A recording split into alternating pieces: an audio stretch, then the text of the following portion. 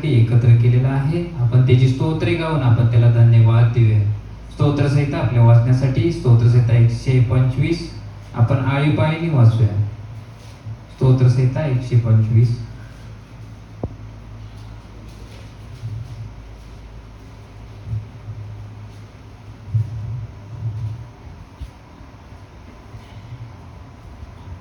स्तोत्रसहिता 125. ज्याची श्रद्धा परमेश्वरावर आहे ते जो सियोन पर्वत निश्चय असून सर्व काळ टिकतो त्यासारखा आहे.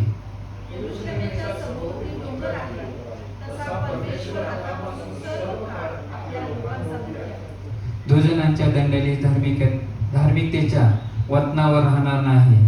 जेणेकरून धार्मिक आपले हात दुष्कर्मास लावणार नाही.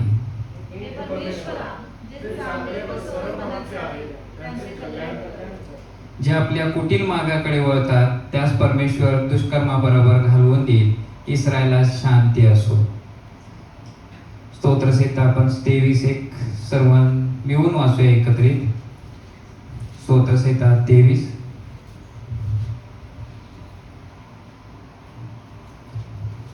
परमेश्वर माझा मेंढपाळ आहे, मला काही उणे पडणार नाही. तो मला हिरव्याच्या कुरणात बसवितो, तो मला शांत पाण्याजवळ नेतो.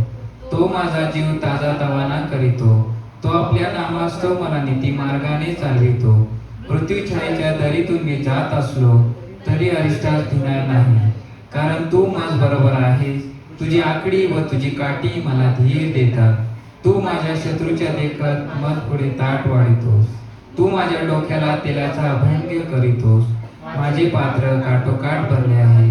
खरोखर माझ्या आयुष्याचे सर्व दिवस मला कल्याण व दया ही लाभतील आणि परमेश्वराच्या घरात मी चिंतकार राहील. आमेन. थोडा वेळ आपण परमेश्वराच्या सानिध्यात जाऊया प्रार्थनेमध्ये. त्याला आपण धन्यवाद देऊया प्रत्येक गोष्टीबद्दल. आपण प्रार्थना करूया. या आमच्या स्वर्गीय परमेश्वर पिता प्रभू देवपा, आम्ही तुला धन्यवाद देतो देवपा. तू आम्हाला सांभाळलंस, आमची तू काळजी घेतलीस देवपा, आणि तुझ्या पवित्र मंदिरात येऊन तुला आबा बाप्पा परमेश्वर पिता म्हणून हाक मारण्याची संधी तू आम्हाला दिलेली आहेस परमेश्वर पिता प्रभू. आम्ही तुला धन्यवाद धन्यवाद धन्यवाद देतो देवपा. देवपा या ठिकाणी आलेल्या प्रत्येकांना तू निवडलेला आहेस परमेश्वर पिता प्रभू. त्यांना तुझ्या वचनाची भूक आहे, त्यांना जाण आहे परमेश्वर देवपा. म्हणून देवपा तू त्यांना या ठिकाणी आणलंस, म्हणून मी तुला धन्यवाद देतो परमेश्वर देवपा. देवपा आजचं जे तुझं वचन आहे परमेश्वर पिता प्रभू, ते तू आशीर्वादित कर परमेश्वर देवपा. तुझं सेवक या ठिकाणी वचन तुझं घेऊन येत असताना तू त्यांना सुचवलेलं जे वचन आहे देवपा, ही देवपा तू आमच्यातली कमी पाहून त्यांना तू त्या गोष्टी दिलेल्या आहेस परमेश्वर देवपा, जेणेकरून आम्ही त्या गोष्टी आमच्यामध्ये भराव्या परमेश्वर देवपा, आणि आम्ही तुझ्या वचनाने वाढावं परमेश्वर देवपा. यासाठी परमेश्वर देवपा तुझ्या सेवकाला तुझ्या वचनाने जे दिलेलं आहेस देवपा, ते आम्ही आनंदाने स्वीकारण्यासाठी देवपा तू आम्हाला सहाय्य कर परमेश्वर देवपा. ते वचनात बोलत असताना त्यांच्या मुखाला तू स्पर्श कर परमेश्वर पिता प्रभू. कुठलेही त्या ठिकाणी अडथळे तू येऊ देऊ नको परमेश्वर पिता प्रभू देवपा. आम्ही जसं तू आता तुझं वचन म्हणतं की इस्रायलाच्या भोवती परमेश्वर देवपा चारी बाजूने डोंगर आहेत परमेश्वर देवपा, आणि तू इस्रायलचं जसं संरक्षण करतोस परमेश्वर पिता प्रभू. आज तुला आम्ही प्रार्थना करतो या मंडळीसाठी परमेश्वर देवपा. या मंडळी भोवती ही देवपा तुझं कवच आहे परमेश्वर देवपा. तू या मंडळीला सांभाळलेला आहेस परमेश्वर देवपा. ह्या गोष्टीसाठी मी तुला धन्यवाद धन्यवाद देतो परमेश्वर देवपा. जसं कोंबडी आपल्या पिल्लांना पंखेखाली घेते परमेश्वर देवपा, होय परमेश्वर देवपा, तू आम्हाला तू जवळ घेतलेला आहेस परमेश्वर देवपा. तू आम्हाला निवडलेला आहेस परमेश्वर पिता प्रभू. म्हणून आम्ही तुला धन्यवाद देतो परमेश्वर पिता प्रभू देवपा. आम्ही तुला विशेष करून प्रार्थना करतो या ठिकाणी देवपा. तुझी तरुण लेकर परमेश्वर देवपा तुझी स्तुती आराधना करत असताना परमेश्वर देवपा त्याच्या मुखाला तू स्पर्श कर देवपा. त्यांना तू आनंदाने ते गीत गाण्यासाठी तू सहाय्य कर परमेश्वर देवपा. त्यांना कोणत्याही प्रकारचे अडथळे त्या ठिकाणी येऊ दे नको. पवित्र आत्मा त्या ठिकाणी त्यांचा ताबा घेऊ दे परमेश्वर पिता प्रभू, अशी मी प्रार्थना करतो देवपा. या मंडळी ज्या आलेली नाही परमेश्वर देवपा, त्यांनाही तू सहकार्य कर परमेश्वर देवपा. त्यांना तू मदत कर. त्याच्या जीवनात काही अडथळे असतील परमेश्वर पिता प्रभू ते दूर कर, आणि त्यांना तू या मंडळीत पुन्हा घेऊन याशी मी तुला प्रार्थना करतो प्रभू देवपा. प्रार्थना करतो त्या मंडळीतले प्रत्येक तरुण देवपा लेकर देवप्पा जे बाहेर गावी असते परमेश्वर देवप्पा त्यांना तू सहाय्य करत आहेस, त्यांना तू सांभाळत आहेस, त्यांची गरज तू भागवत आहेस देवप्पा. या गोष्टीसाठी मी तुला धन्यवाद देतो परमेश्वर पिता प्रभू. त्या लेकरांना तू सांभाळ, त्या लेकरांना तुझं वचन सदैव त्यांच्या अंतःकरणात कार्य करत राहू दे परमेश्वर पिता प्रभू. यासाठी आम्ही तुला धन्यवाद देतो परमेश्वर देवप्पा. पुन्हा एकदा ही वेळ तू आम्हाला दिलेली आहेस देवप्पा, याबद्दल आम्ही तुला धन्यवाद देतो. हे पवित्र स्थान आम्ही तुझ्या हाती देत आहोत परमेश्वर देवप्पा. ही सभा तू चालव परमेश्वर देव. पवित्र आत्मा आम्हाला सहकार्य करू दे अशी मी प्रार्थना करतो. ही छोटीशी विनंती येशूच्या गोड आणि पवित्र नामात मागतो म्हणून ताई, आमेन.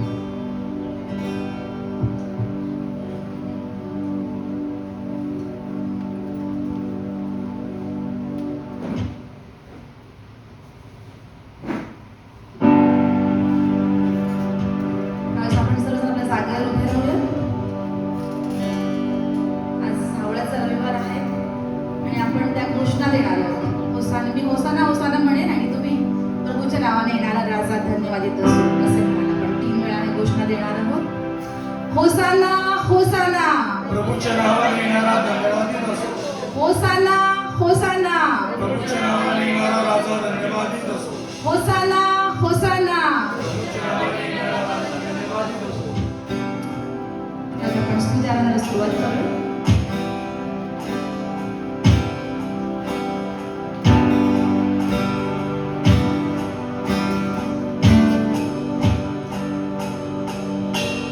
होसाना होसाना नारे लगा और ढोलक बजाओ डम डम. होसाना होसाना नारे लगा और ढोलक बजाओ डम डम. महिमा है उसकी जय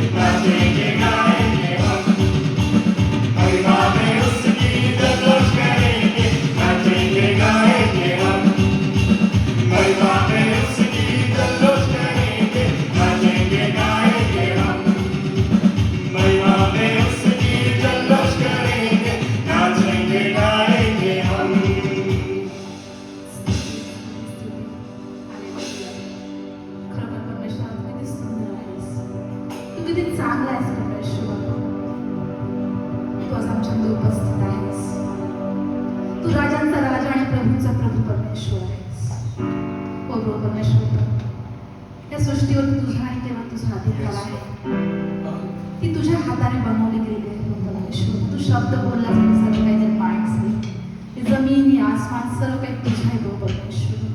तू दिलेल्या प्रत्येक चांगल्या गोष्टीसाठी आम्ही तुझे धन्यवाद करतो प्रभूजी.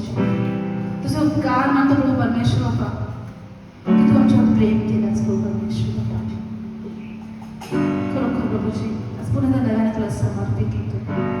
तू केलेल्या सर्व उत्तम गोष्टींबद्दल मी तुझे आभार मानतो प्रभूजी.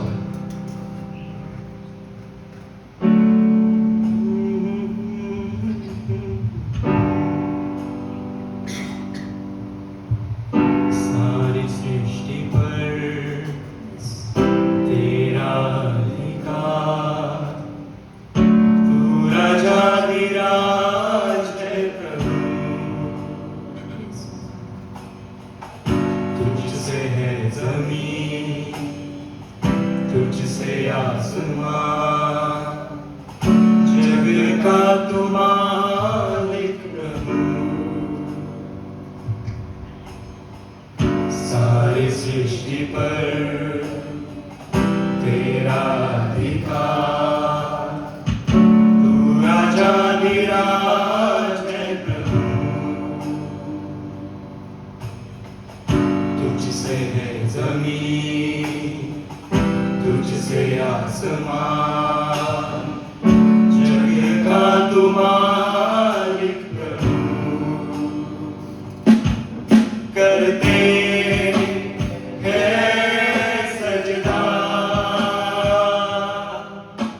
इबादत हो तेरी सदा, कर दे है सजदा.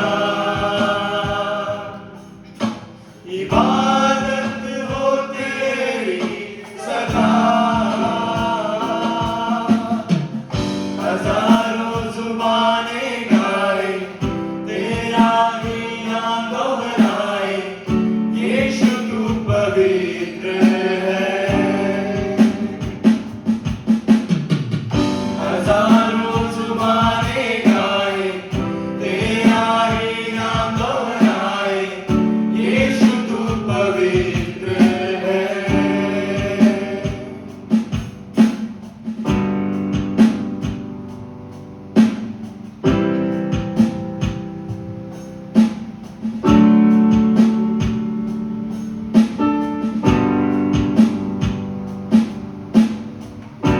ऊंच नीच का ना कोई वजूद तेरे राज्य में, तेरे राज्य में हर किसी का है स्वागत यहाँ.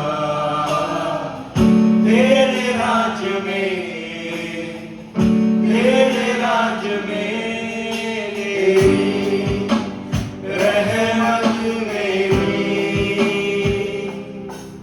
तू लेता है सबको करीब.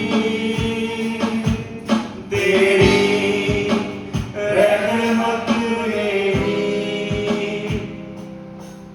तू लेता है सबको करीब.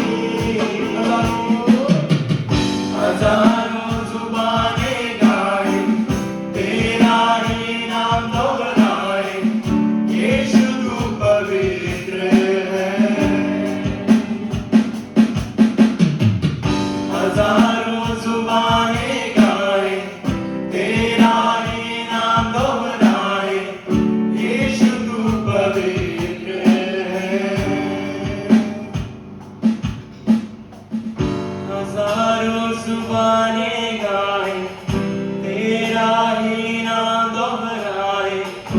यीशु तू आमची मंडळीमध्ये तू पवित्र पवित्र है. तुझ्या सिंहासनावरती आहेस. सर्व काही अधिकार तुला आहे. हजारों जुबानें गाए तेरा ही नाम दोहराए.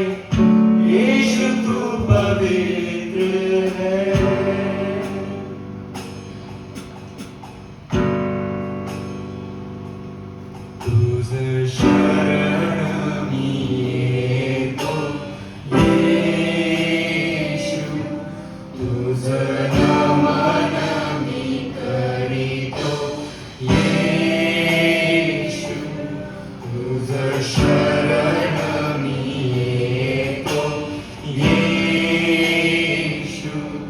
तुझं नमन मी करीतो येशू हात उभारूनी स्तुती करूनी जीवन माझे अर्पितो हात उभारूनी स्तुती करूनी जीवन माझे अर्पितो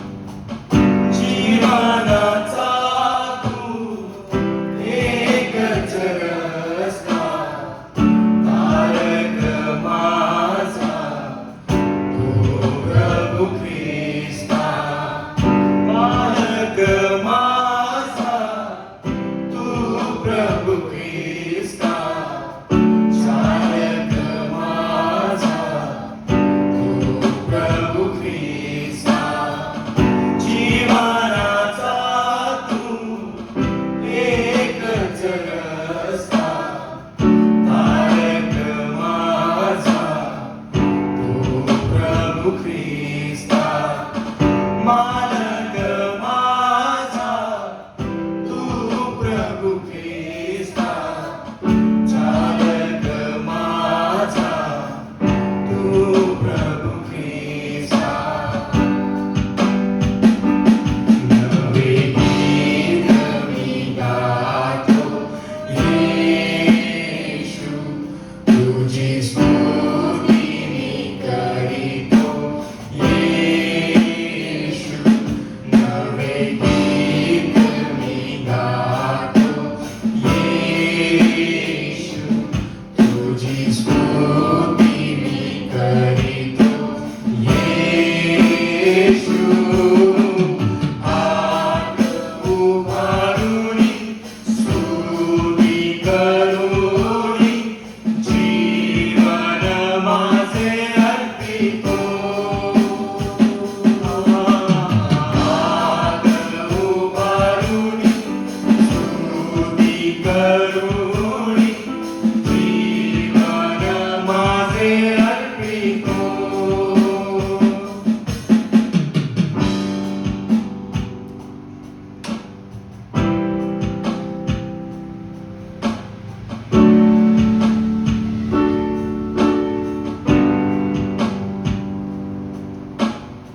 तुझ्याच साठी जीवन माझे वाहतो तुझला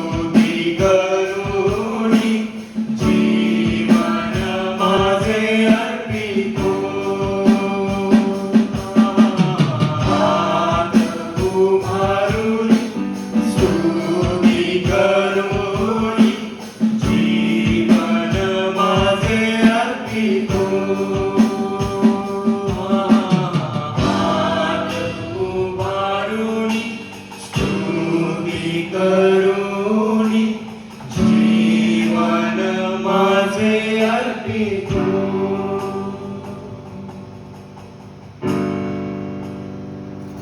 दुआ में शब्द ना रहे, आंसू भी बयां करे, जो कहना चाहूं तुझसे मैं खुदा.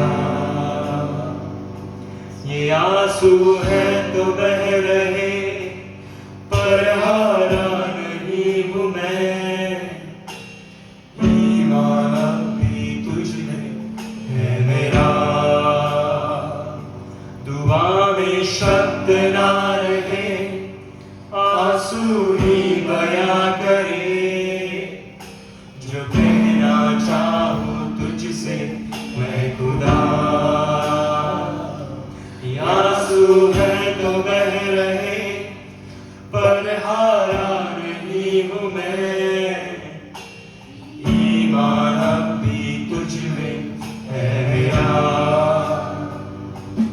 घर बिखरा सा हूं, तू सवार लेगा. घर टूटा मैं हूं, तू संभाल लेगा. घर बिखरा सा हूं, तू सवार लेगा. घर टूटा मैं हूं, तू संभाल लेगा. पंखों तले तू छिपाएगा मुझे, उंगलियों को मेरी थाम के तू चलाएगा मुझे. इमैन्युअल तू साथ रहेगा, अंधेरों में भी मुझको तू गिरने ना देगा. पंखों तले तू छिपाएगा मुझे, उंगलियों को मेरी थाम के तू चलाएगा मुझे. इमैन्युअल तू साथ रहेगा, अंधेरों में भी मुझको तू गिरने ना देगा.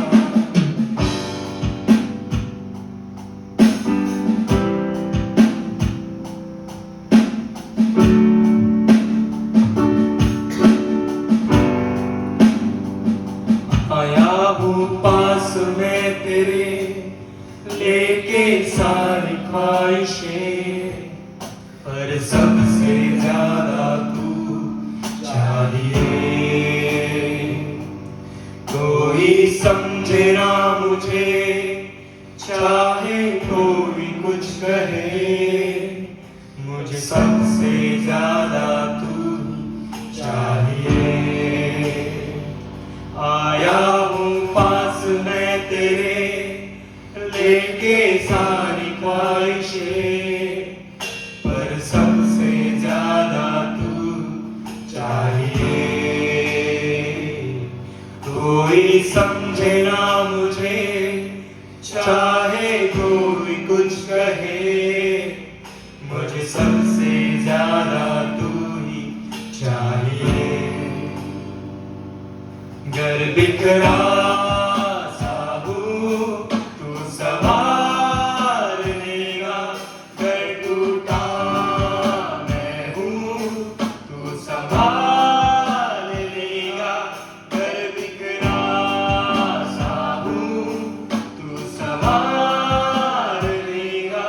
घर टूटा मैं हूं, तू संभाल लेगा.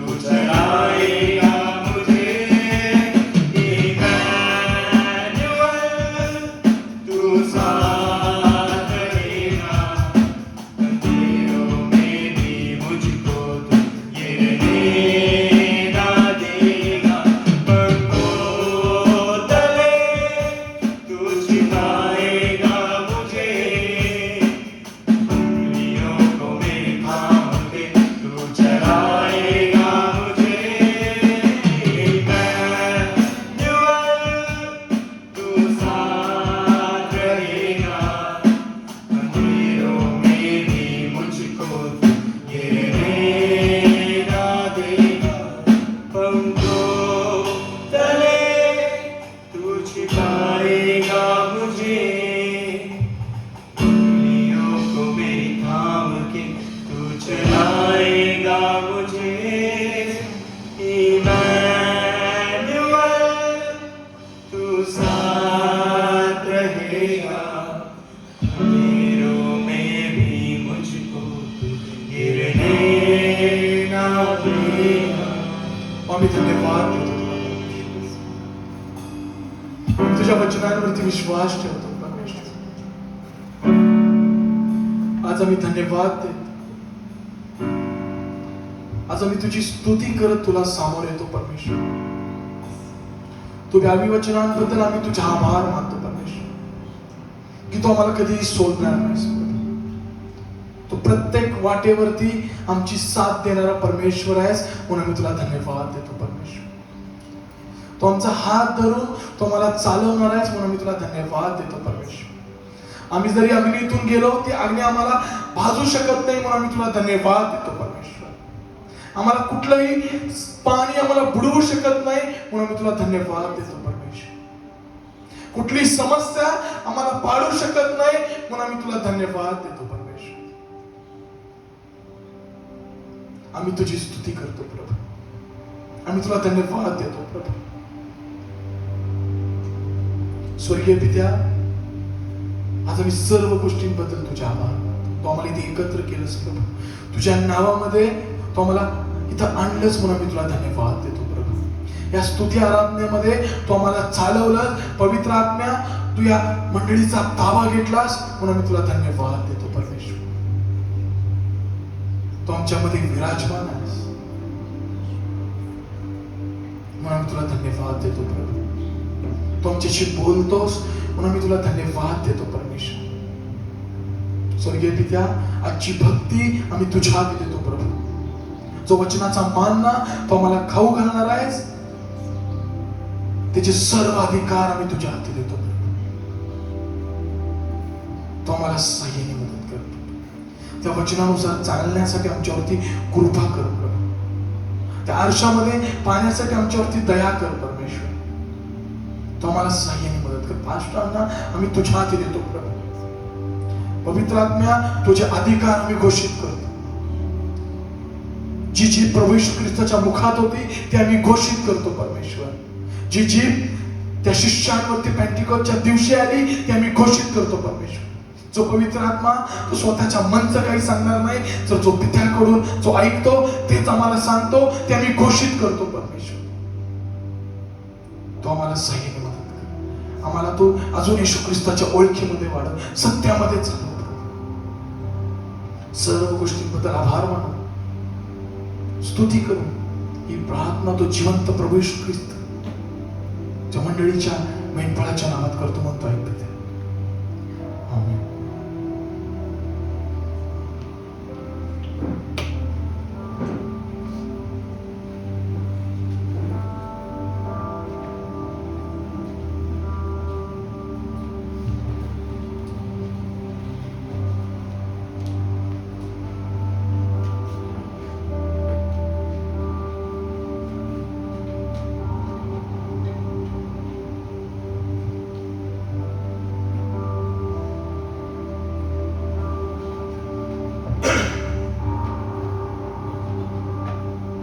प्रभूची स्तुती असो. पुन्हा एकदा देवाच्या वचनाकडे आपण आपलं लक्ष केंद्रित करूया. फार सुंदर वेळ आहे आणि परमेश्वरानं तुमच्या आणि आमच्या अंतकरणात आराधनेमध्ये तयार केलेले असताना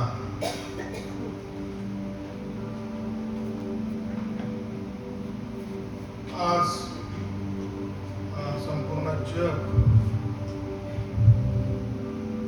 पाम संडे किंवा झावळ्याचा रविवार सेलिब्रेट करतो आणि हा ख्रिस्ती कॅलेंडर मधील सर्वात महत्वाचा दिवस आहे. कारण या दिवसानंतर म्हणजे आठवड्याचा जो म्हणजे काय म्हणतो आपण महत्वाचा जो आठवडा आहे, पवित्र सप्ताह आपण ज्याला म्हणतो, त्याचा पहिला दिवस आहे आणि आजपासून येशूच्या जीवनातील त्या निर्णायक 7 दिवसांची सुरुवात होत आहे. आणि ज्याची जगाचा इतिहास आणि मानवाचं भविष्य हे कायम बदलून गेलेलं आहे. आता पहिली गोष्ट, पवित्र सप्ताहाची सुरुवात आजपासून झालेली आहे. दुसरी गोष्ट, भविष्यातील म्हणजे जी भविष्यवाणी होती, येशू ख्रिस्ताबद्दलची जी भविष्यवाणी होती ती पूर्णता हा काळ आहे. हा एक ऐतिहासिक प्रसंगच नाहीये, तर हजारो वर्षापासून संदेष्टांनी केलेल्या भविष्यवाणीची पूर्णतेचा क्षण आहे. इस्रायल लोक ज्या मसीहाची, ज्या तारणाऱ्याची अनेक पिढ्यांपासून वाट पाहत होती, तो आज प्रत्यक्षात त्यांच्या डोळ्यासमोर येरुशलेमेच्या वेशीवर उभा आहे. हा तो क्षण आहे जिथे स्वर्ग आणि पृथ्वी एकमेकांना भेटत आहे. हा सण किंवा झावळ्याचा रविवार का महत्वाचा आहे? पहिले तर हा पवित्र सप्ताहाची सुरुवात आहे, भविष्य वाणीची पूर्तता होण्याची सुरुवात आहे. आणि तिसरी गोष्ट सगळ्यात महत्वाचा आहे, ह्या झावळ्याच्या सणाला एक मोठा विरोधाभास या दिवसात दडलेला आहे. एकीकडे लोक आनंदाने होसान्ना होसान्ना ओरडत आहेत, तर दुसरीकडे येशू स्वतःच्या बलिदानाकडे क्रूसावर पाऊल टाकत आहे. आणि जर तुम्ही योहानाचं शुभवर्तमानाचं 12 अध्याय आणि हा वृत्तांत जर बघितला, तर ह्या वृत्तांतात लगेच तो म्हणतो की आता माझी वेळ आलेली आहे त्या वधस्तंभाकडे जाण्याची. आणि म्हणून लोकांच्या मनात राजकीय विजयाची आशा आहे, विरोधाभास बघा, पण येशू ख्रिस्ताच्या मनात आध्यात्मिक मुक्ततेची योजना आहे. ते लोक त्याला सिंहासनावर पाहू इच्छितात, पण येशू ख्रिस्त क्रूसावर जाण्यासाठी सज्ज झालेला आहे. विरोधाभाचा दिवस, आजचा दिवस 2000 वर्षापूर्वी होता. आता ह्या प्रवेशाचं महत्व काय होतं बघा. येशूने यापूर्वी अनेकदा स्वतःची ओळख लपवून ठेवलेली होती. अनेक वेळेस आम्हाला पाहायला मिळतं येशू ख्रिस्ताच्या मुखात माझी वेळ अजून आलेली नाही. योहान 7 आणि 6 मध्ये सांगितलेलं आहे की तो मध्ये माझी वेळ अजून आलेली नाही. आम्ही अनेकदा निवास मंडपातून आम्ही शिकलेलो आहोत. येशू ख्रिस्त देवाची योजना पूर्ण करण्यासाठी आला होता. परमेश्वराने त्याला एक कॅलेंडर दिलेलं होतं आणि त्या कॅलेंडर प्रमाणे तो काय करत होता, चाललेला होता. इतक्या वेळ त्याला माहित होतं की अजून वेळ आलेली नाही, पण आज तो जाहीरपणे उघडपणे एका राजासारखा प्रवेश करत आहे. आणि हा प्रवेश सैतानाच्या राज्याला दिलेलं आव्हान आहे आणि देवाच्या राज्याची झालेली घोषणा सुद्धा आहे. आणि म्हणून या दिवसाचं महत्व हे आहे, या प्रवेशाचा उद्देश असा होता की येशू येरुशलेमेमध्ये मरायला आलेला होता, जेणेकरून तुम्ही आणि आम्ही जगू शकू. तो जर मेला नसता आमच्यासाठी अर्पण म्हणून, तर आम्ही मेलो असतो, पण आम्ही जगावं यासाठी त्याला मरावं लागलेलं आहे. आणि तो येरुशलेमेमध्ये प्रवेश यासाठी केलेला आहे की त्याला माहित होती की वेळ आलेली आहे.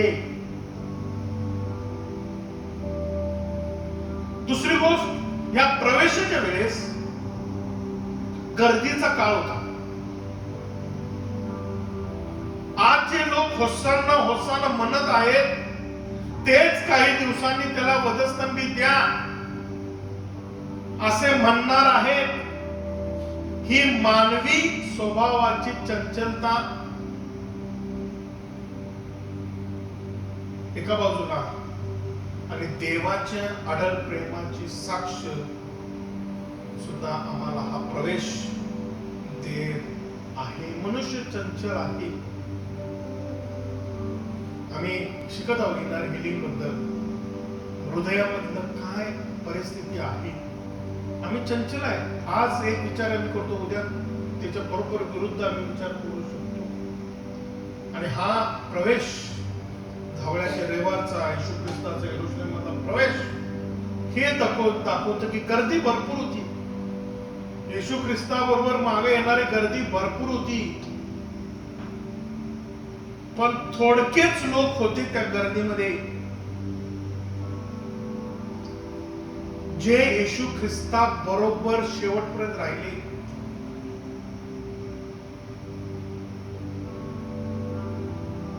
गर्दी आहे म्हणजे सगळेच येशू ख्रिस्ता बरोबर असणार आहेत, येशू ख्रिस्ताला मानणारे आहेत असं अजिबात नाही. हा गर्दीचा काळ होता. जे येशू ख्रिस्ताला होसाना होसाना म्हणतो तेच लोक काही दिवसानंतर येशूला वधस्तंभी द्या म्हणणाऱ्यामध्ये ते लोक होते. प्रियानो, आपला सहभाग या सणाच्या दिवशी काय असावं? आपण आज फक्त एक ऐतिहासिक आठवण काढण्यासाठी जमलेलो नाही. 2000 वर्षापूर्वी येशू ख्रिस्त गाढवावरून आला यासाठी आपण जमलेलो नाही, तर आपल्या जीवनाच्या यरुशलेमेमध्ये हृदयात येशूला राजा म्हणून आमंत्रित करण्यासाठी आपण जमलेलो आहोत. हे नेहमी लक्षात ठेवणं गरजेचं आहे. अनेक लोक येशू ख्रिस्ताची आठवण म्हणून सण साजरा करतात, पण खरंच आम्ही येशूला आमच्या हृदयात राजा म्हणून घेत आहोत का? हे घेण्यासाठी आम्ही हा सण सेलिब्रेट करत आहोत. एखाद्या शहराचा ताबा घेण्यापूर्वी राजा जेव्हा त्या शहराच्या वेशीत उभा राहतो तर दोन गोष्टी घडतात. तुम्ही जर आताच युद्ध जर बघत असाल, अमेरिका आणि इस्रायल इराणच्या वेशीत उभा राहिले युद्धासाठी. त्यांना वाटत होतं इराण शरणागती पत्करण. दोन गोष्टी घडतात. एक, ते शहर शरणागती पत्करत, किंवा दुसरी गोष्ट घडते ती युद्ध करायचं होतं. आज येशू आपल्या हृदयाच्या वेशीवर उभा आहे.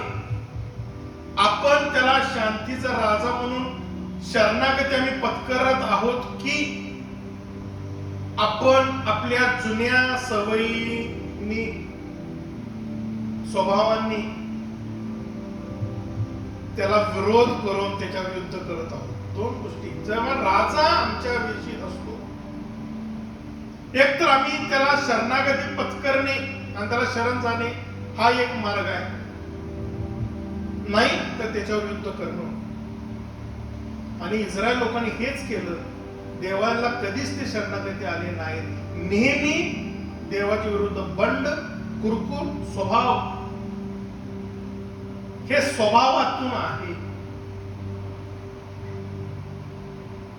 आणि म्हणून हा दिवस जेव्हा येशू ख्रिस्त वेशीवर उभा आहे, आमचा प्रतिसाद कसा आहे फार महत्वाचा आहे. आम्ही शरणागती पत्करत आहोत का जुन्या सवयींनी त्याला विरोध करणार आहोत? दोन ऑप्शन्स आमच्या जवळ आहे.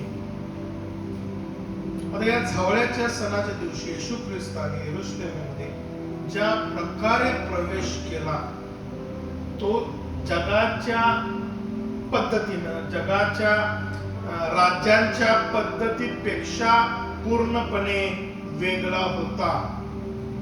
आणि येशू ख्रिस्ताचा राजा म्हणून प्रवेश आणि जगातील राजांचा राजा म्हणून प्रवेश यामध्ये दोन काय म्हणतो पैलू दिसून येतात. पहिली गोष्ट,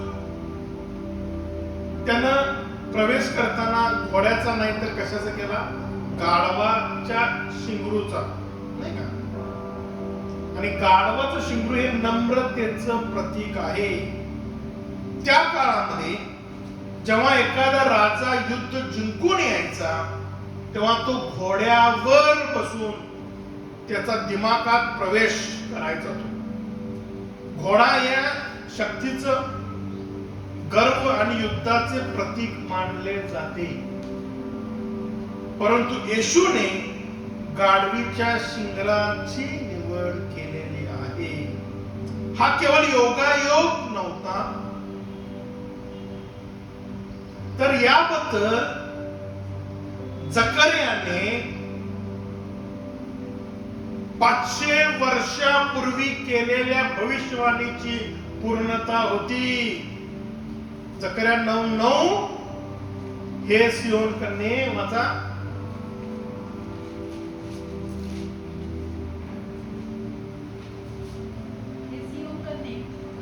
चालू करा. हे सियोन कन्ये, जोराने आनंदाचा गजर कर. यरुशलेमे कन्ये, गजर कर. पहा, तुझा राजा तुझकडे येत आहे. तो न्यायी व यशस्वी आहे. तो लीन आहे. गाढवावर, गाढवीच्या पिलावर म्हणजे शिंगरावर बसून येत आहे. गाढवीच्या शिंगरावर बसलेला आहे. हे चित्र परमेश्वरानं जे घडणार आहे सणाच्या दिवशी, आणि हे सण आम्ही अनेकदा बघितलेला आहे, शिकत आहोत की बायबल मध्ये जे सण आहेत हे येशू ख्रिस्त जे करणार आहे, ज्या प्रकारे करणार आहे हे दर्शवण्यासाठी यहुदी लोकांना हे सण दिलेले आहेत. आणि ही भविष्यवाणीची पूर्णता आहे. शांतीचा राजा, गाढव हे शांतीचं प्रतीक आहे. येशू हे दाखवून देत होता की तो रक्ताचा सडा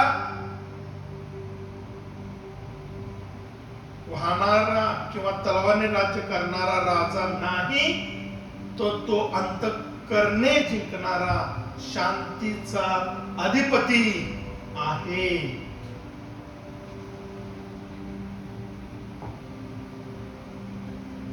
आता या घटनेत केवळ ख्रिस्ताचीच नाही, तर त्याच्या शिष्यांचीही आज्ञाधारक वृत्ती दिसून येते. बघा, एक तर देवाची ख्रिस्तानं आज्ञा पूर्ण केली, त्याची भविष्यवाणी केली होती. परमेश्वरानं त्याला ते कॅलेंडर दिलं होतं घटनेचं, आणि येशू ख्रिस्तानं त्या घटनेचं कॅलेंडर तंतोतंत पाळलेलं आहे. फक्त येशूनच नाही, तर त्याच्या शिष्यांनीही आज्ञाधारक वृत्ती दाखवलेली आहे. येशूचे 2 शिष्यांना एका गावात पाठवले आणि सांगितले की तिथे तुम्हाला एक शिंगरू बांधलेलं दिसेल, ते सोडून आणा.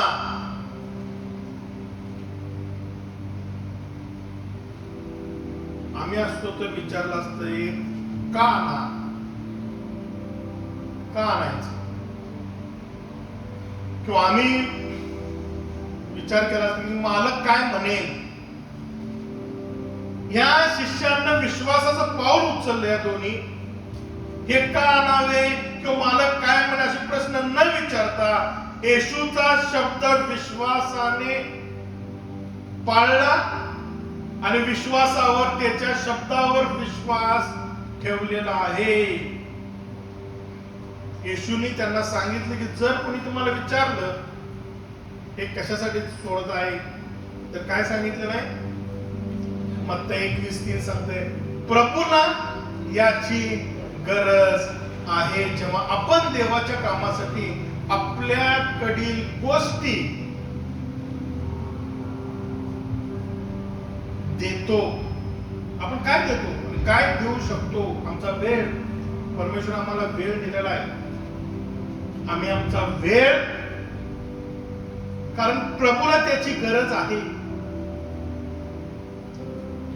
त्या माणसानं त्याचं शिंगरू दिलं कारण प्रभूला त्याची गरज होती. आजही प्रभूला आमची गरज आहे हे आठवण करून देण्यासाठी हा झावळ्याचा रविवार आम्हाला आठवण करून देत आहे की आमच्याकडे देवाने दिलेला वेळ आहे. दिवसात आमच्याकडे किती वेळ आहे? 24 तास आहेत. आम्ही देवासाठी उपलब्ध आहोत का? परमेश्वर आम्हाला टॅलेंट्स दिलेले आहेत.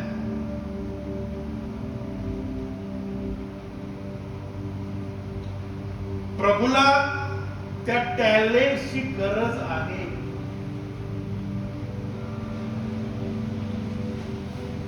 आम्ही ते वापरत आहोत का?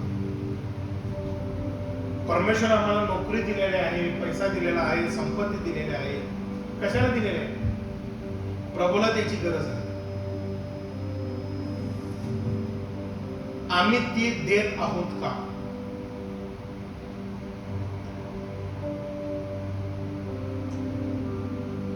जेव्हा आपण आपल्या देवाला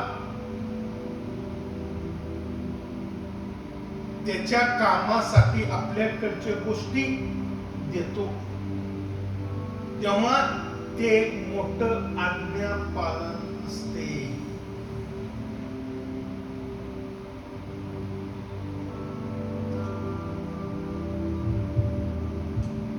ह्या सणातून आध्यात्मिक शिक्षण काय मिळतं? ऍप्लिकेशन फार महत्वाचं आहे. आमच्यामध्ये अहंकार असता कामा नये. जर विश्वासाचा निर्माण करता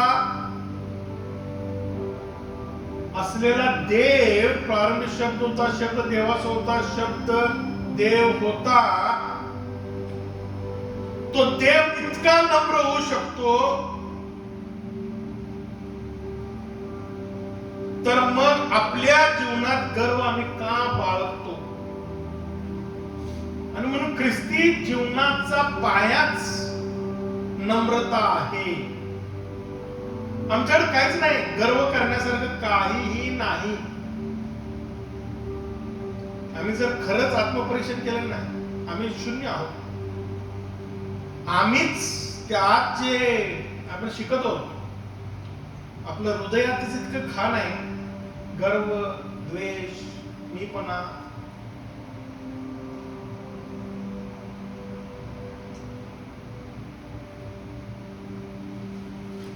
आणि म्हणून आमच्याकडे काही नाही हे आम्ही पहिलं समजणं फार गरजेचं आहे. म्हणून आम्ही नम्र असणं. परमेश्वर ची कार्यपद्धती वेगळी आहे. परमेश्वर निवड कुणाची करतो? बघा, परमेश्वरांनी आपली निवड आपल्या बाह्य स्वरूपावरून किंवा शक्तीवरून करत नाही, तर आपल्या लीन असण्यावरून करतो. गाढवासारख्या साध्या प्राण्याचा वापर करून देवाने आपले गौरव प्रगट केलेला आहे. आणि म्हणून आपणही देवाच्या हातात स्वतःला सोपवणं, जसं गाढवानं त्या गाढवाच्या पिलांना स्वतःला सोपवलं आणि ख्रिस्तानं त्याचं गौरव केलं. आपण जर नम्र होऊन ख्रिस्ताना जसं आहोत तसं जर आपण समर्पण केलं, तर तो आपलेही जीवन गौरवी करेल. म्हणून येशूचं सिंहासनावर बसण्याआधी नम्रतेचा मार्ग त्यानं स्वीकारला. आता तो देवाबरोबर सिंहासनावर बसलेला आहे, पण त्या सिंहासनावर बसण्याच्या आधी तो मार्ग काय आहे? तर आम्ही काय असावं? नम्रतेच्या मार्गाचा स्वीकार केला तरच आपणही त्याच्या बरोबर बसवले जाणार आहोत. पण लुसिफरानं तो नम्रतेचा प्रवास केलेला नाही, नम्रताचा मार्ग स्वीकारलेला नाही, तर तो न गर्वाचा मार्ग स्वीकारला. येशू ख्रिस्तानं आम्हाला दाखवलेला आहे की आम्ही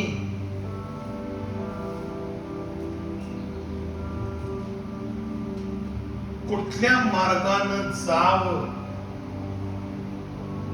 हा पाम संडे किंवा झावळ्याचा रविवार आम्हाला दाखवतो. एक उदाहरण मी तुम्हाला देतो. जेव्हा आपण एखाद्या भांड्यात पाणी भरायला जातो, तर ते भांड रिकामं असणं गरजेचं असतं. जर आधीच त्या भांड्यामध्ये दगड किंवा कचऱ्या त्यात जर भरलेला असेल तर त्यात पाणी मावणार नाही. तसंच जर आपलं हृदय अहंकारानं भरलेलं असेल तर देवाची कृपा त्यात राहू शकत नाही. येशूने गाढवाच्या शिंगराची निवड केली कारण ते साधे आणि केव्हाही उपलब्ध असलेलं प्राणी आहे. आपण जितकं नम्र आणि रिकाम होऊ तितकंच देव आपल्याला त्याच्या गौरवासाठी वापरू शकतो. पण प्रॉब्लेम आहे की आम्हाला लहानपणापासून दुसऱ्यांवर ईर्ष्या, दुसऱ्यापेक्षा आम्ही मोठा आहोत, भारी आहोत, हे आपल्या एज्युकेशन सिस्टीमनं आपल्याला शिकवलेलं आहे. दुसरं उदाहरण आपण घेऊ शकतो. पेन्सिल आहे, अनेक लेखक आहे. एक छोटी पेन्सिल स्वतःहून काहीही लिहू शकत नाही. ती जेव्हा एका लेखकाच्या हातात पूर्णपणे समर्पित होते तेव्हाच एक सुंदर कविता किंवा एखादं पुस्तक लिहून पूर्ण होते. गाढवाच्या शिंगराकडे स्वतःचे असे कोणतेच मोठेपण नव्हते. पण जेव्हा प्रभूला त्याची गरज पडली आणि त्याने स्वतःला येशूला स्वाधीन झाला केलं त्यानं, तेव्हा त्या साध्या प्राण्याला जगाचा तारणारा, बघा साध्या प्राण्याला ज्याला कोणी विचारत नव्हतं, ते जर त्या मालकाला किंमती असतं त्याला दिलं बी नसतं. त्यालाही तिची काही किंमत नव्हती. जावा प्रभूला घेऊन जायचा, जावा घेऊन आला. पण या साध्या शिंगरूची जेव्हा तो तिथं समर्पित केलं, त्या साध्या प्राण्याला जगाचा तारणारा येशू ख्रिस्त त्याला वाहून नेण्याचे भाग्य लाभले.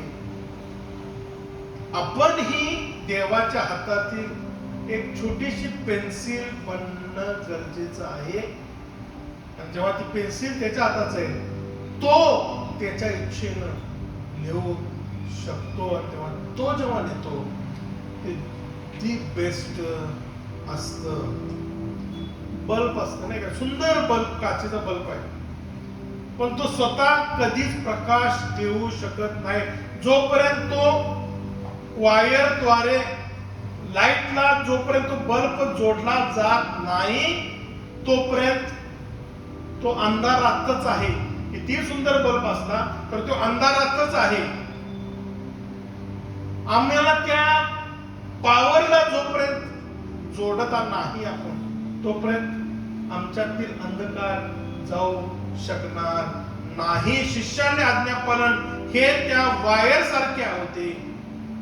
येशूने सांगितल्याप्रमाणे त्यांनी न विचारात, त्याला कुठलेही न विचारता, कुठलाही त्याच्याविरुद्ध निगेटिव्ह विचार न करता कृती केली आणि त्यामुळेच देवाचं गौरव प्रगट झालं.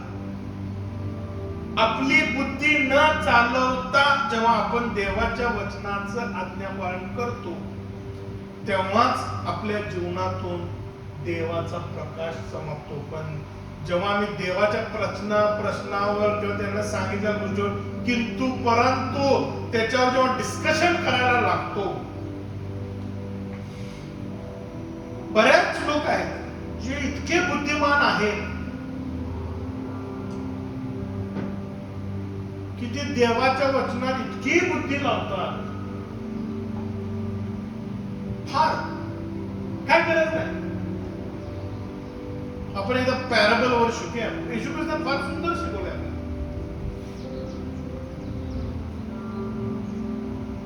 आणि म्हणून आपली बुद्धी न चालवता जेव्हा आपण देवाचे वचनाचं आज्ञा पालन करतो तेव्हाच देव आपल्याला चांगल्या रीतीनं चालवतो. आमच्या जीवनात प्रकाश येतो. देव आमचा त्याच्या गौरवासाठी आमचा उपयोग करून घेतो.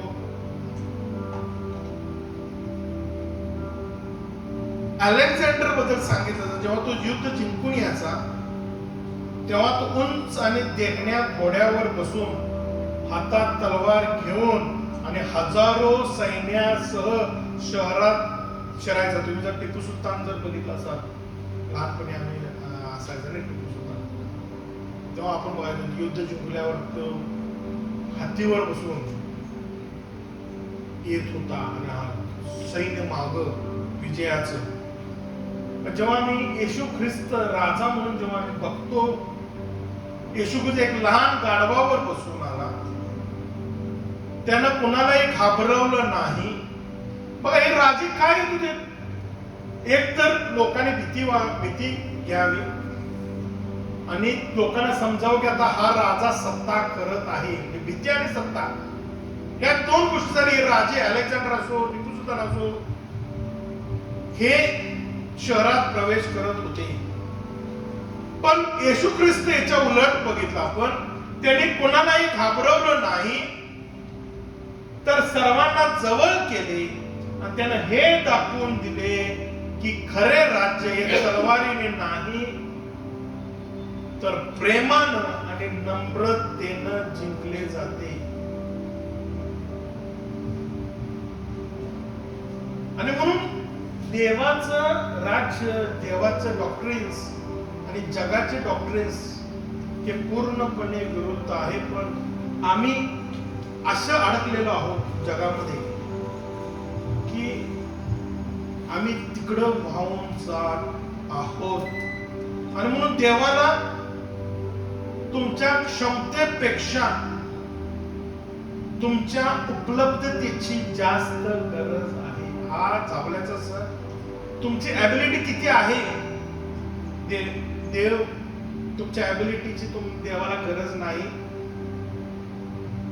लक्षात ठेवा, तो सर्व समर्थ परमेश्वर आहे, त्याच्यासारखी ॲबिलिटी कुणाकडेच नाही. लक्षात ठेवा, तो तुमच्याकडे त्या ॲबिलिटीची अपेक्षा करत नाही. तो फक्त ॲबिलिटी काय अपेक्षा करताय की तुम्ही त्याच्या गरजेला अवेलेबल असाल. एकच देवाची आमच्याकडून आम्ही अवेलेबल असतो. प्रॉब्लेम आहे की आम्ही देवाला जेव्हा गरज असते तेव्हा आम्ही अवेलेबल नसतो. सैतान आम्हाला बरोबर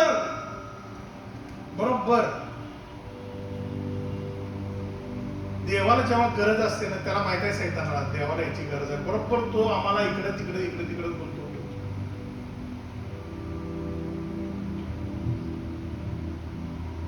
आम्ही आहे असं अवेलेबल जेव्हा होतो, परमेश्वर त्याचं सामर्थ्य आमच्याकडे घालतो आणि अशक्य गोष्टी आमच्याद्वारे शक्य करून घेतो. प्रश्न आहे, आम्ही अवेलेबल आहोत का? सगळ्यात मिसअंडरस्टँडिंग झालेला शब्द आहे नम्रता. बऱ्याच वेळेस आम्हाला वाटतं की नम्रता म्हणजे स्वतःला कमी लेखणं आहे. पण प्रियाण मला सांगू द्या, नम्रता म्हणजे स्वतःला कमी लेखणं नव्हे, तर स्वतःचा विचार कमी करणं ही नम्रता आहे. प्रॉब्लेम आहे की आम्ही स्वतःचाच विचार जास्त करतो, म्हणून आम्ही नम्र होत नाही.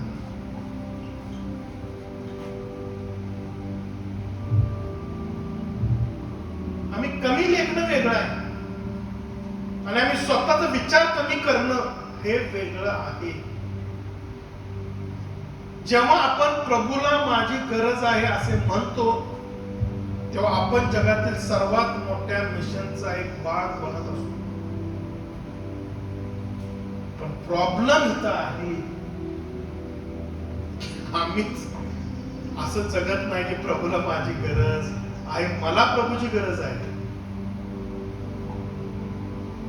आणि म्हणून आम्ही करत असतो हे जे सगळं ख्रिश्चनिटी आम्ही करतो ना, मला प्रभूची गरज आहे, पण आज उलटी विचार करण्याची गरज आहे, प्रभूला माझी गरज आहे. बघा की आम्हाला जेव्हा प्रभूची गरज असते, आम्हाला असं वाटतं की परमेश्वराने आमची लगेच प्रार्थना ऐकावी, लगेच आज आरोग्य द्यावं, लगेच आमच्या प्रश्नाचे उत्तर द्यावे, परमेश्वर लगेच करावं, म्हणजे त्यानं आमच्यासाठी नेहमी आम्हाला जेव्हा गरज असते तेव्हा आम्ही देवानं असावं, उपलब्ध असावं.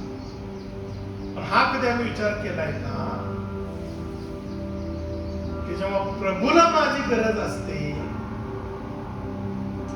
आणि आज जगामध्ये तुम्ही त्याचे अँबॅसिडर्स आहात, त्याचे राजदूत आहात देवाच्या राज्याचे, आणि जगात जे काही घडत आहे त्याच्यावर मीठ आणि प्रकाश म्हणून तुम्हालाच त्यानं ठेवलेला आहे,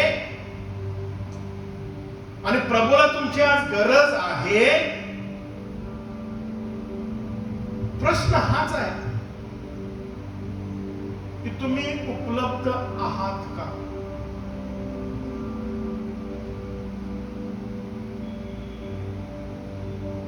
तुम्ही उपलब्ध आहात का? दुसरी गोष्ट, लोकांचा प्रतिसाद. जेव्हा येशूने यरूशलेममध्ये प्रवेश केला तेव्हा तिथे जमलेल्या लोकांची प्रतिक्रिया ही केवळ एक मिरवणुकीसारखी नव्हती.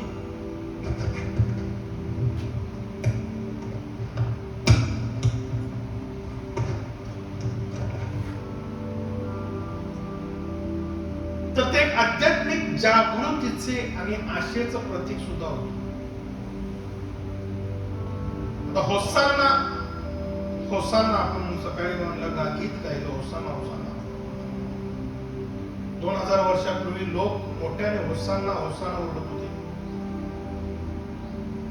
आज आपण हा शब्द गाण्यातूनही आनंदासाठी वापरतो. पण याचा मूळ अर्थ अतिशय गंभीर आहे. आम्हाला तो आनंदही वाटत जरी असेल, आम्ही त्याच्यावर आनंदानं प्रेज सॉन्ग म्हणत जरी असलो, तर याचा हिब्रू भाषेचा अर्थ आहे आत्ता तारण कर किंवा आम्हाला वाचव. सेव्ह अस नाव.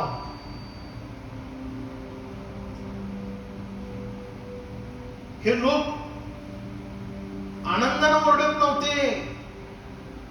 हे लोक रोमन साम्राज्याच्या गुलामगिरीतून सुटका मिळवण्यासाठी हा शब्द ओरडत होते.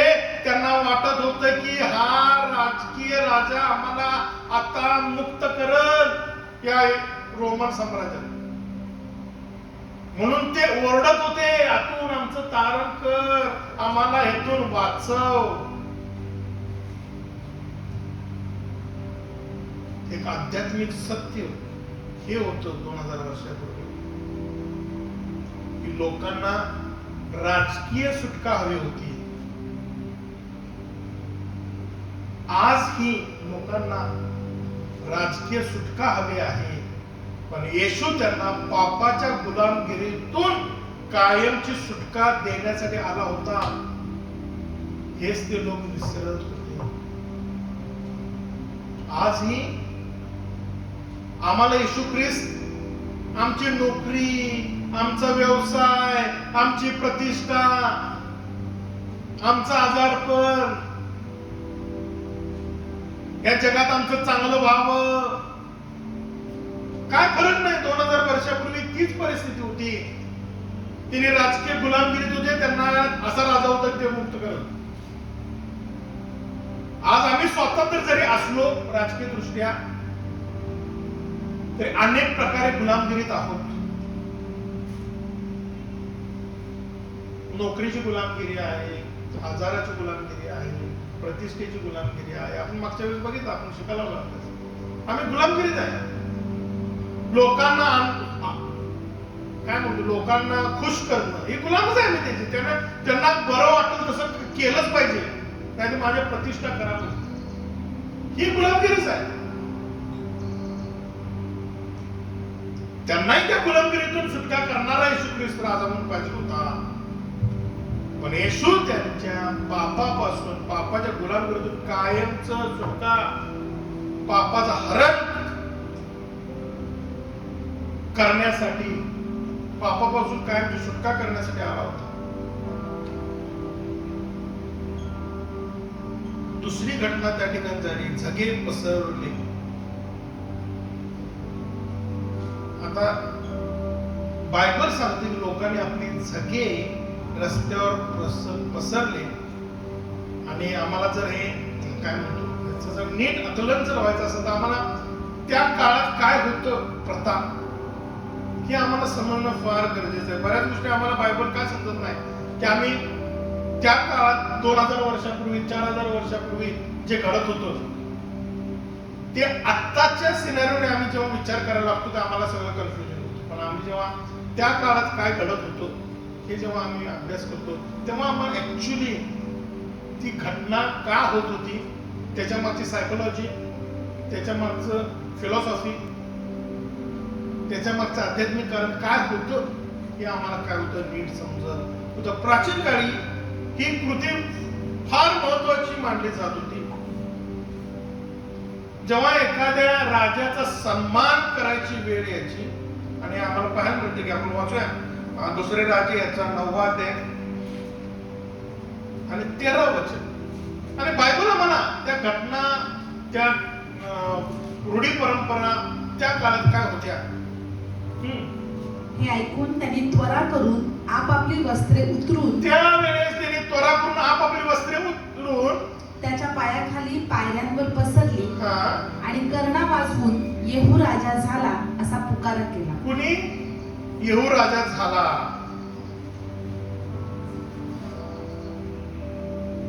तेव्हा लोक आपले झगे त्या पायऱ्यांवर पायाशी अंतरत असत.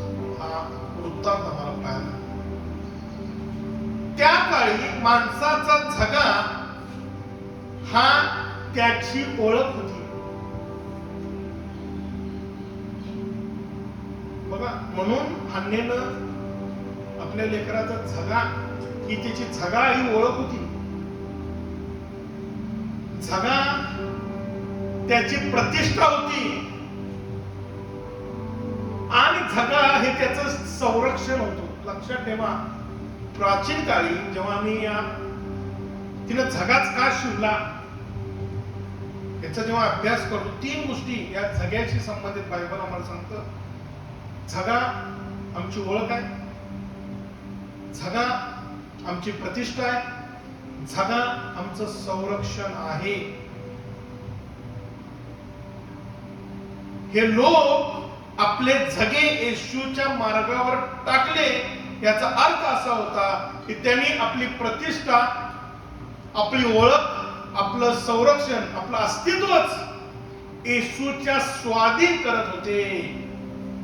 हे चित्र आहे. प्रश्न आहे 2000 वर्ष होऊन गेले या गोष्टीला. आज आपण येशूला आपले झगे, आपला अहंकार, आपल्या योजना, आपली ओळख अर्पण करायला तयार आहोत का? याच्यासाठी आपण कोण आहोत आपण सुरुवात केलेल्या अभ्यासाला. पण जग आम्हाला ओळख जी देते की नाही ती सगळी आम्ही जोपर्यंत येशूच्या चरणाजवळ अर्पण करत नाही त्या गाढवासारखं आम्हाला खरी ओळख मिळणार नाही. पण आम्ही आमची ओळख, प्रतिष्ठा आमच्या संपत्तीवर, आमच्या परफॉर्मन्सवर, लोक काय म्हणतात त्यावर करतो.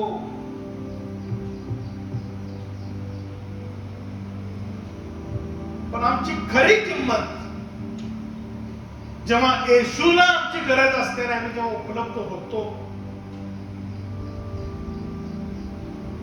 तेव्हा देव आमचं गौरव करतो त्या गाढवाच्या शिंगानुसार. तो आम्हाला उंच करतो का?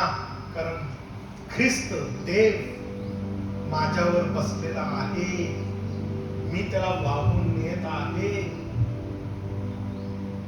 बघा किस काम का होता तो गाढव. शिंगरू, पण त्यानं देवाच्या पुत्राला आपल्या खांद्यावर बसवलं, पाठीवर बसवलं. हा बहुमान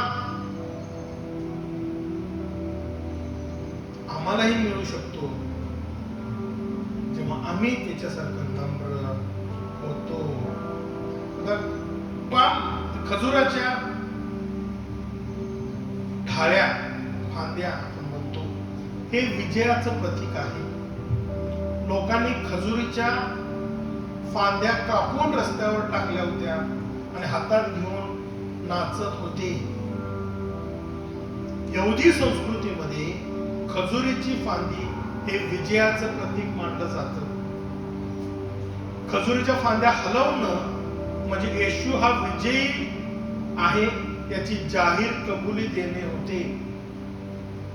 आणि त्यांनी काय म्हणलं, त्यांनी त्याला दाविदाचा पुत्र म्हणून संबोधलं, जो येणारा मसीहा होता. आजकाल सुद्धा आम्ही बघतो की जेव्हा एखादा मोठा नेता किंवा फिल्म स्टार येतो तेव्हा त्याच्यासाठी रेड कार्पेट टाकलं जातं.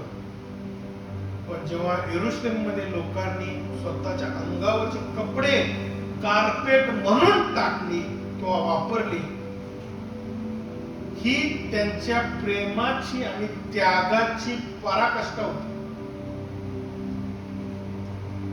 तिने स्वतःच दिलं, एवढं प्रेम व्यक्त केलं की स्वतःच्या अंगावरचे कपडे त्याग केला, प्रेम केलं. देवाला अशा हृदयाची किंवा अशा हृदयाच्या कार्पेटची गरज आहे जिथं तो राजा म्हणून चालू शकत. आज आम्ही आमचं हृदय येशू ख्रिस्ताला कार्पेट म्हणून, जसं त्या 2000 वर्षापूर्वी लोकांनी प्रेमानं आणि स्वत्यागानं त्यांची ओळख, प्रतिष्ठा, संरक्षण हे टाकलं.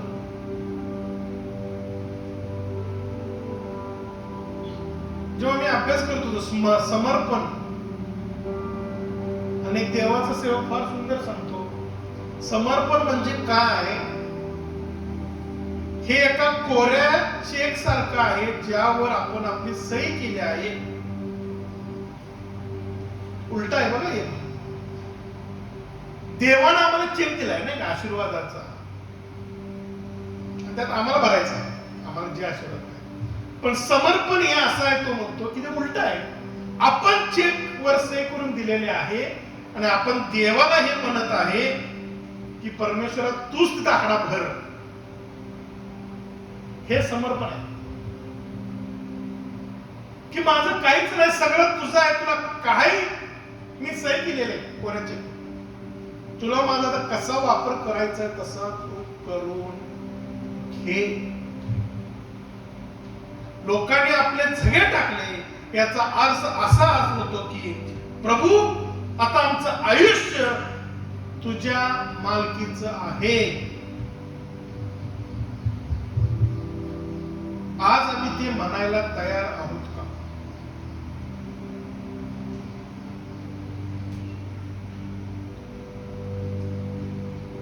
लोकांनी येशूला राजा म्हणून स्वीकारले, पण जेव्हा तो क्रूसाकडे जाऊ लागला तेव्हा अनेक जण मागे हटले. खरं समर्पण तेच आहे जे केवळ होसाना होसाना ओरडूनच नाही, तर कठीण काळातही येशूच्या सोबत असणे, हे खरं समर्पण आहे. पण दुःखाची गोष्ट आहे, कठीण काळात आम्ही देवाला सोडतो, येशूला सोडतो.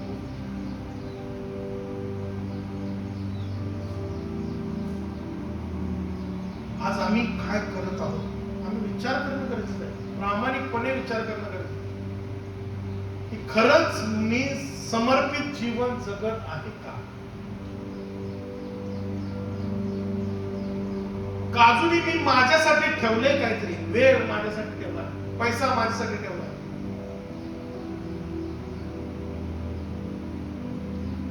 हे समर्पण नाहीये. जेव्हा मी माझ्यासाठी काहीतरी ठेवतो राखून, पण जेव्हा आम्ही सर्वस्व येशू ख्रिस्ताला समर्पित करतो, जेव्हा त्याला गरज असते, तेव्हा मी वेळेत टायमात जेव्हा त्याच्यासाठी उपलब्ध असतो, परमेश्वर आमचा उपयोग त्याच्या गौरवासाठी करून घेतो. आता येशूचं स्वरूप काय होतं बघा, तो शांतीचा राजा म्हणून होता. यरूशलेममध्ये प्रवेश करताना येशूने हे सिद्ध केलं की त्याचं राज्य जगाच्या राज्यापेक्षा वेगळं आहे. तो राजकीय क्रांती करण्यासाठी नाही, तर आध्यात्मिक मुक्ती देण्यासाठी आलेला आहे. तलवारीनं नाही, तर प्रेमानं तो विजयी होण्यासाठी आलेला आहे. योहान 18:36 काय म्हणते बघा,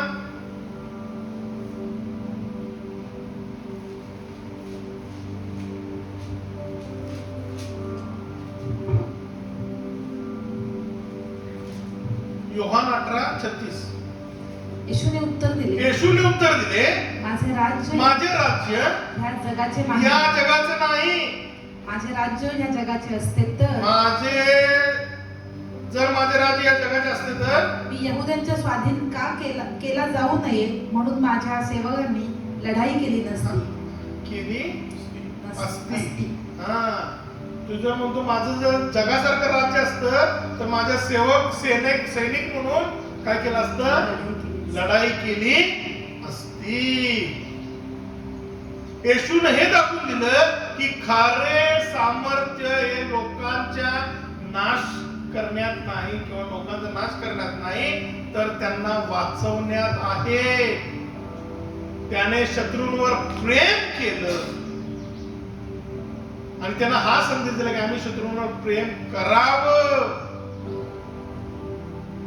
आणि हे कृती त्यानं स्वतः करून दाखवलेली आहे. पवित्र शास्त्रानुसार पापामुळे मनुष्य आणि देव यांच्यात एक मोठी दरी निर्माण झाली होती, अडभिंत होती. येशू शांतीचा अधिपती म्हणून आला, जेणेकरून ती दरी भरून काढली जाईल. एफेसकराचं पत्र, देवाशी त्यानं समेट केला. बघा, तो राजा म्हणून यरूशलेमात का प्रवेश केला त्यानं? शांतीचा अधिपती, शांतीचा राजा. तुम्हाला हे समजावं, ही साधी सुधी गोष्ट नव्हती. तो राजा म्हणून जेव्हा आला, त्याला तुमच्यामध्ये आणि देवामध्ये समेट घडवून आणायचा होता. म्हणून तो दोघांमध्ये शांती त्यानं प्रस्थापित केली. आणि हा दिवस त्यानं जाहीर केलं की मी शांतीचा अधिपती आहे. एफेसकराचं पत्र याचा 2 अध्याय आणि 14 वचन. कारण तोच आपली शांती आहे. त्याने दोघांना एक केले आणि आपल्यामधली अडभिंत नाहीशी केली. पाम संडेच्या दिवशी तो राजा म्हणून आला, जेणेकरून वलांडणाच्या सणाच्या दिवशी, गुड फ्रायडेच्या दिवशी, तो देवाचा वधलेला खोकरा, यज्ञाचा खोकरा बनून आपल्या सर्वांना देवासोबत जोडण्यासाठी, एक करण्यासाठी तो आलेला आहे. बघा, त्याने एक एक पाऊल त्या दिशेनं उचलायला काय केलेलं आहे, चालू केलेलं आहे. आणि म्हणून ह्या पवित्र सप्ताह जे आमच्या जीवनात घडणार आहे, घडणार होतं, त्याची सुरुवात त्यानं केलेली आहे. येशूला कोणत्याही महालात किंवा सिंहासनावर बसायचं नव्हतं, तर त्याला मनुष्याच्या हृदयात राज्य करायचं होतं. ज्याला ख्रिस्ताची शांती मिळते, त्याला जगातील कोणत्याही संकटाची भीती वाटत नाही. आपण याच्यावर आपण पुढे येणाऱ्या दिवसात अभ्यास आपण करत आहोत.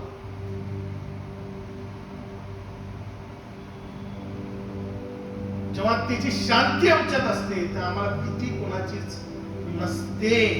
आपण हेच अभ्यास करत आहोत आणि म्हणून याला धरूनच मी आता अभ्यास सुरू आपला आहे की आमच्यात जर शांती पाहिजे असेल तर ते हृदय व्यवस्थित असणं, आतलं हृदय व्यवस्थित असणं गरजेचं आहे. तर हृदय असाध्य रोगाने ग्रासलेलं आहे म्हणून आमच्या जीवनात शांती नाही आहे, डिप्रेशन आहे, आजार आहेत,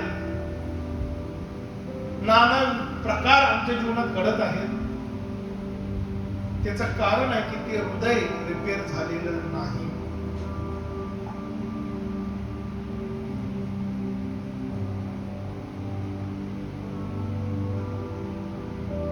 प्रियानो, आज देवाचं वचन आपल्याकडे येत आहे.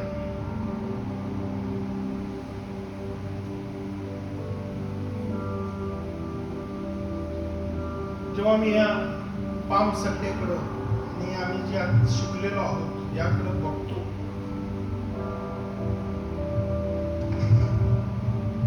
एक युद्धखोर राजाने जेव्हा आरशात पाहिलं तेव्हा त्याला स्वतःचा अभिमान वाटला. त्या आरशात अभिमान दिसला, त्याला त्या आरशात क्रूरता दिसली. पण जेव्हा एका सामान्य माणसाने येशूकडे पाहिले तेव्हा त्याला स्वतःमधील चुकांची जाणीव झाली आणि मनाला शांती मिळाली. जगाचे राजे भीती निर्माण करतात, पण येशू हा असा राजा आहे जो आपल्यातील भीती काढून टाकतो, अंतःकरणात भीती काढून टाकतो आणि तिथंच शांती प्रस्थापित करतो.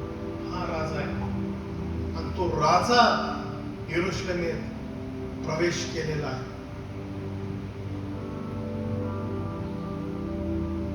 आज तुमच्या जीवनात अशांतता आहे का?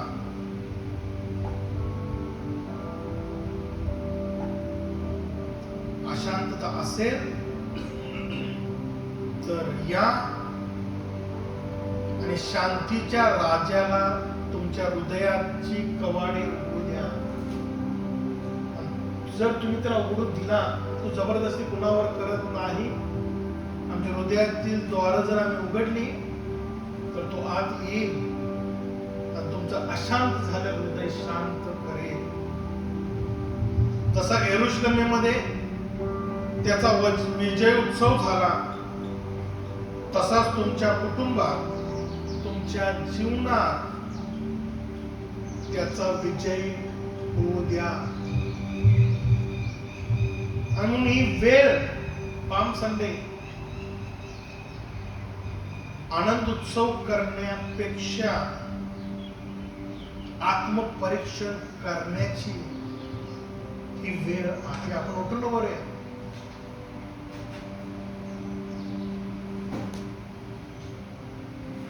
आज ही वेळ आहे. त्या लोकांनी समर्पण केलं.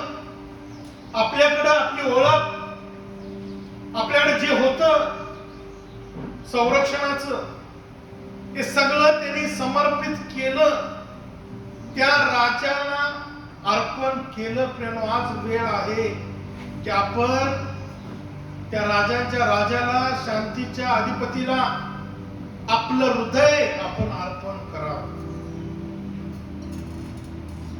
प्रिय, ही वेळ आत्मपरीक्षणाची आहे. आपण डोळे बंद करूया.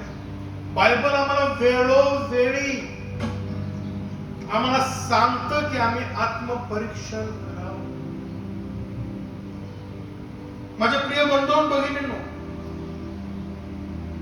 आज आपण पाहिलं की कशा प्रकारे येशू ख्रिस्त शांतीचा राजा म्हणून यरूशलेमेमध्ये प्रवेश करत आहे. पण आज तो तुमच्या हृदयाच्या विषयावर उभा आहे आणि ठोकत आहे. 2000 वर्षापूर्वी लोकांनी आपली जगे पसरली, पण आज येशूला तुमच्या अंतःकरणावरचे कपडे नको, तुमच्या अंगावरचे कपडे नको, तुमच्याकडे जे आहे ते नको आहे, तर तुमचं हृदय त्याला हवं. आज आम्ही ते देऊ शकणार आहोत का? आत्मपरीक्षण करूया आपल्याला. तो आमच्या हृदयाच्या बाहेर उभा आहे, दार ठोकत आहे,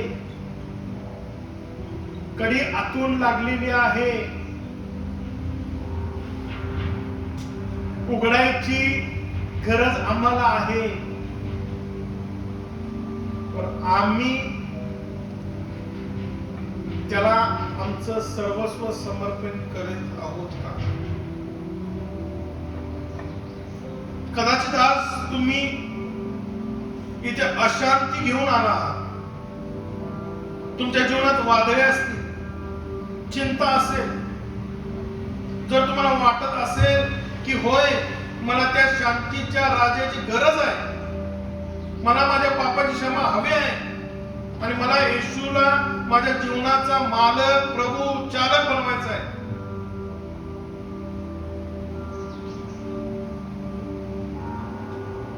तर जिथं तुम्ही आहात तिथं हात वर करा. प्रभू तुमचं हृदय पाहत आहे. आज त्याच्याकडे लक्ष लावा.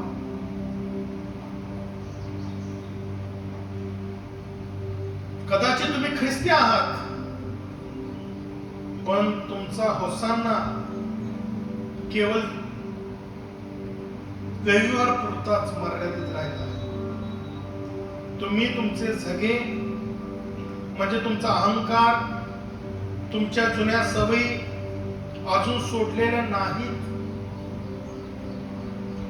जर आज तुम्हाला वाटत असेल की प्रभू मी तुझे आज्ञापालन करण्यास कमी पडलो आहे, आज मी पुन्हा एकदा माझं समर्पण तुझ्या चरणी करत आहोत,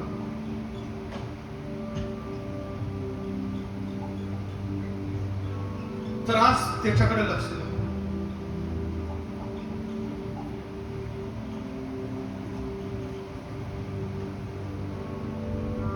2000 वर्षापूर्वी लोक ओरडत होते, होसाना होसाना, आम्हाला वाचव, आमचा बचाव कर. आज तुमचं हृदय हेच ओरडत आहे का?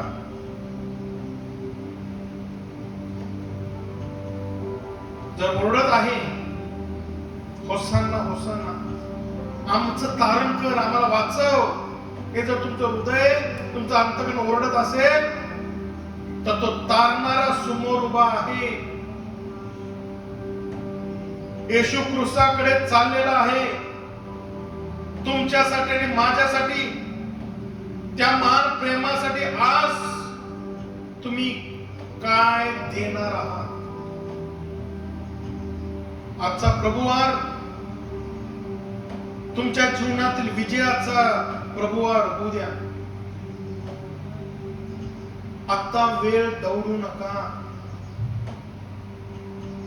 पूर्ण समर्पण आज त्याला करा. तुमचं जीवन त्याला समर्पित करा. नम्रतेनं त्याच्याकडे या.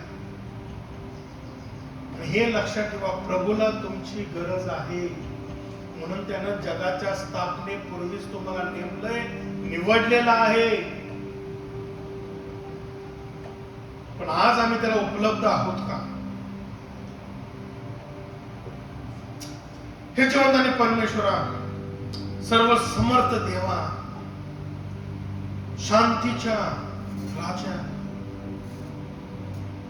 आज आम्ही तुझे उपकार मानतो की तू आजच्या झावळ्याच्या रविवारच्या पवित्र दिवशी आम्हाला तुझ्या चरणाशी एकत्र आणलंस. प्रभू, जसा तू 2000 वर्षापूर्वी नम्रतेने आणि शांतीचा राजा म्हणून यरूशलेममध्ये प्रवेश केलास, तसं आज तो आमच्या प्रत्येकाच्या अंतःकरणात प्रवेश कर. बापा, आम्ही तुला विनंती करतो जसं त्या लोकांनी आपले झगे तुझ्या मार्गावर पसरले, तसंच आम्ही आमचा अहंकार, आमचा स्वभाव, आमचं संपूर्ण जीवन तुझ्या चरणाशी समर्पित करतो. प्रभू, आमची ओळख केवळ तुझ्यात असू दे.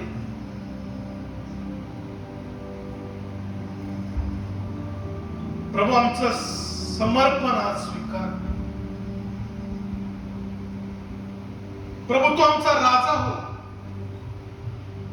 आमच्या जीवनातील प्रत्येक निर्णयावर, आमच्या कुटुंबावर आणि आमच्या कामावर तुझं राज्य असू दे.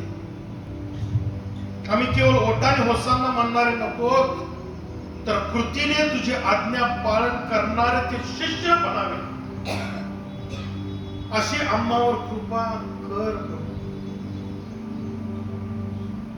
प्रभू, तुझी शांती आम्हाला लाभू दे. या जगात जिथे भीती आणि अशांतता आहे, तिथे तुझी शांती, कारण तू शांतीचा अधिपती आहेस, आणि म्हणून आमच्या मनात वसती कर. तुझे तारण प्रत्येक घरात पोचू दे. प्रभू, या येणाऱ्या पवित्र सप्ताहात आम्हाला तुझ्या क्रूसाच्या बलिदानाची आणि प्रेमाची अधिक खोलवर जाणीव करून दे, आणि आमचं जीवन तुझ्या गौरवासाठी वापर.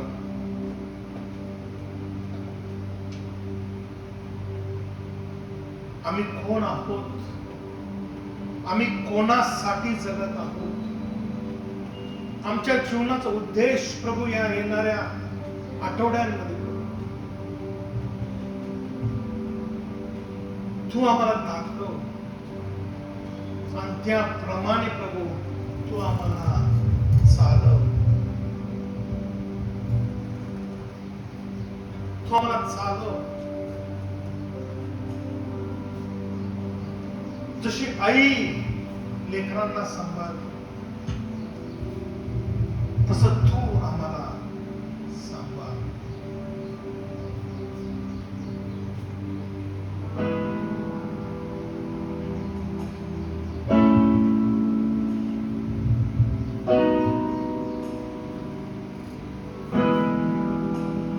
सीने से लगाएगा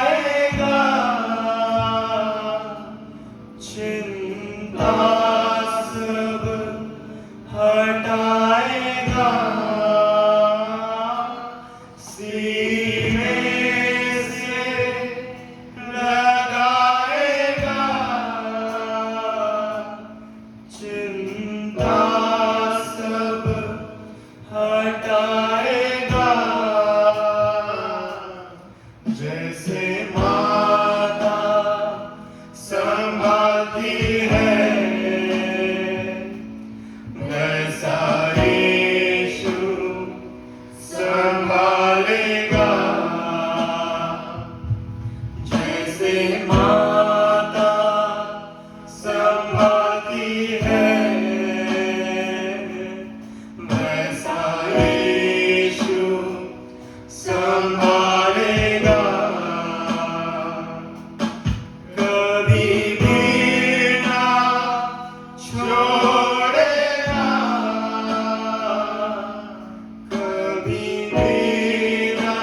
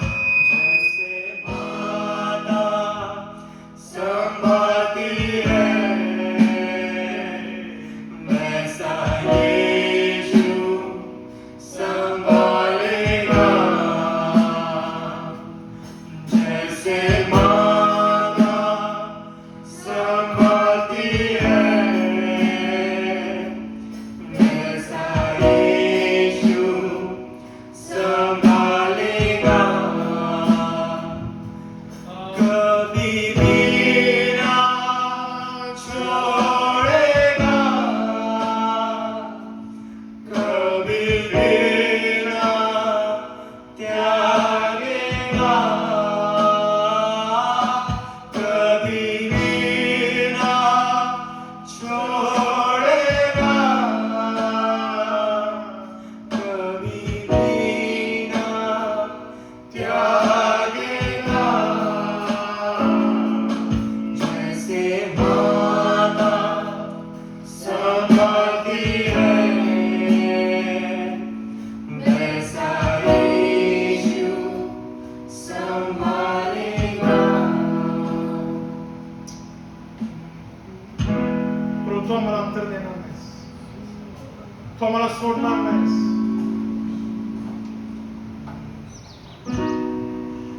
प्रभू तुझी इच्छा आहे, आम्ही तुला समर्पित करू. प्रभू पवित्र शास्त्र सांगतं प्रभू आम्हाला की जितक्याने तुझा धावा केला प्रभू, जितक्याने तुला आपलं जीवन समर्पित केलं प्रभू, त्यांना तू उंचावलंस, तू त्यांच्याबरोबर चाललास, त्यांना कधीही अंतर दिलं नाहीस. प्रभू आज ही वेळ प्रभू तू आम्हाला दिलीस, तुझे आम्ही आभार मानतो प्रभू.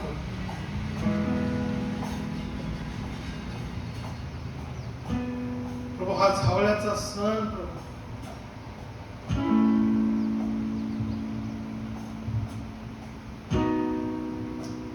आम्ही त्या गाढवासारखं प्रभू, त्या शिंगरासारखं प्रभू आम्ही तुला उपलब्ध व्हावं यासाठी प्रभू तू आम्हाला सांग, जे काय आमच्याकडे आहे, तुझ्यासाठी ते नेहमी उपलब्ध असावं यासाठी प्रभू तू आम्हाला सांग. त्या शिष्यांसारखा आमचा विश्वास असू दे प्रभू.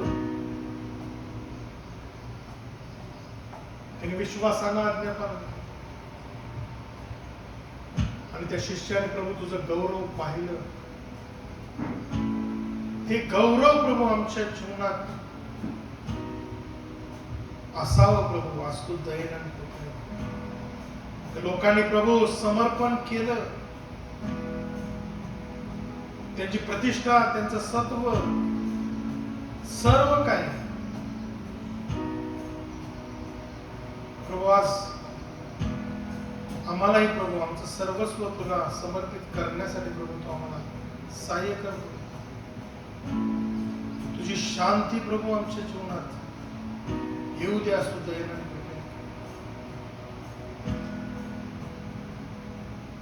तू आम्हाला सहाय्य कर प्रभू. आणि हे जीवन प्रभू फार थोडा वेळ आहे प्रभू. आम्ही आमचं तारण लवकरात लवकर साधून घ्यावं प्रभू. आजच तारणाचा दिवस आहे. तू लोक पूर्ण होसाना होसाना आमचं तारण कर प्रभू. आजचा होसाना आमच्या मुखातून जे निघलं प्रभू, ते आमच्या अंतकरणातील आरोळी असू दे प्रभू, ती ओरड असू दे की प्रभू आज तो आमचं तारण कर, आज तो आम्हाला मुक्त कर. त्या मुक्ततेचा अनुभव प्रभू आम्हाला प्रतिध्वनी दिसावा असू दयेनं. त्या मंडळी प्रभू तुझ्या हातामध्ये येतात. तुला अभिप्रेत असं जीवन प्रभू आमच्यामध्ये असावं यासाठी प्रभू तू आम्हाला बदल, आम्हाला चालव, आम्हाला शक्ती दे. आणि होऊ दे प्रभू आमच्याद्वारे प्रभू फक्त तुझं गौरव असतो दयेनं आणि कृपेनं. हा जावळ्याचा सण प्रभू खऱ्या अर्थानं प्रभू तुला आमच्या जीवनात राजा म्हणून स्वीकारणारा व्हावा प्रभू. असू दे सहाय्य कर येशूच्या प्रिय आणि गोड नावात हे आमच्या स्वर्गातील जसे स्वर्गात तसे